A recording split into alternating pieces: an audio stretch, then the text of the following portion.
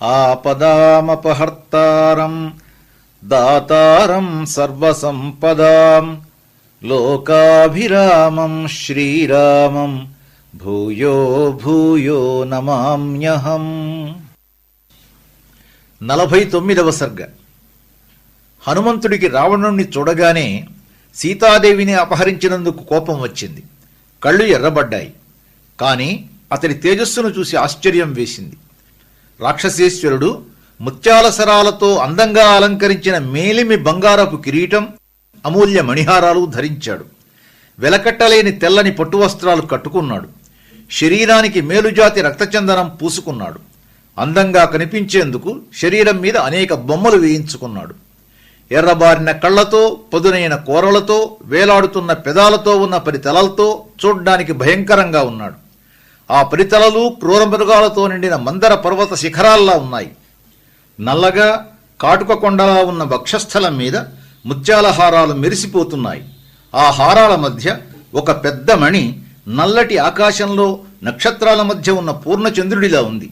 సభకు అగ్రభాగంలో రత్నాలు పొదిగిన స్ఫటిక సింహాసనం, దానిమీద పరిచిన మెత్తటి ఆస్తరణం, దానిమీద రాజసంవలకు పోస్తూ కూర్చుని ఉన్న రావణాసురుడు కన్ను చెదిరే దృశ్యం.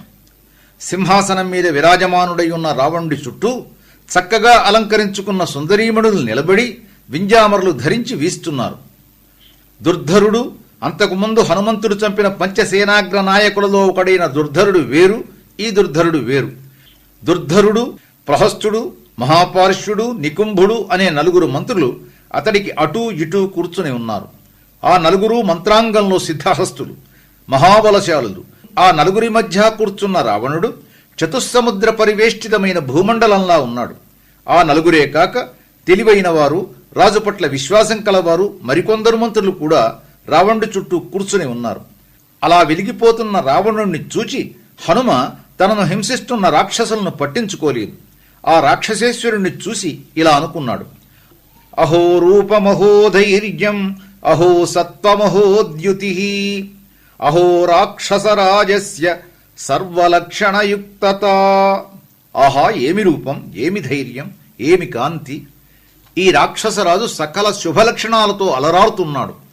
యద్యధర్మో నబలవాన్ స్యాదయం రాక్షసేశ్వర, స్యాదయం సురలోకస్య సశక్రస్యాపి రక్షిత. ఇతడిలోనే గాని అధర్మం ఎంత బలంగా లేకుండా ఉంటే దేవేంద్రుడితో సహా స్వర్గలోకాన్ని కూడా పాలించగల సమర్థుడు. కాని క్రూరుడై లోకాలన్నిటినీ హింసిస్తున్నాడు. లోకులు అసహ్యించుకొని నిందించే పనులు చేస్తున్నాడు. అందువల్ల లోకాలన్నీ ఇతడంటే భయపడుతున్నాయి. అయం హ్యుత్సహతే క్రుద్ధః కర్తుమేకార్ణవం జగత్. ఇతడు కోపిస్తే ఈ జగత్తునంతటినీ ఏకసముద్రంగా చేసేయగలడు. రావణుడి గొప్పదనాన్ని గుర్తించిన హనుమకు ఇలా అనేక ఆలోచనలు వచ్చాయి. స్వస్తి.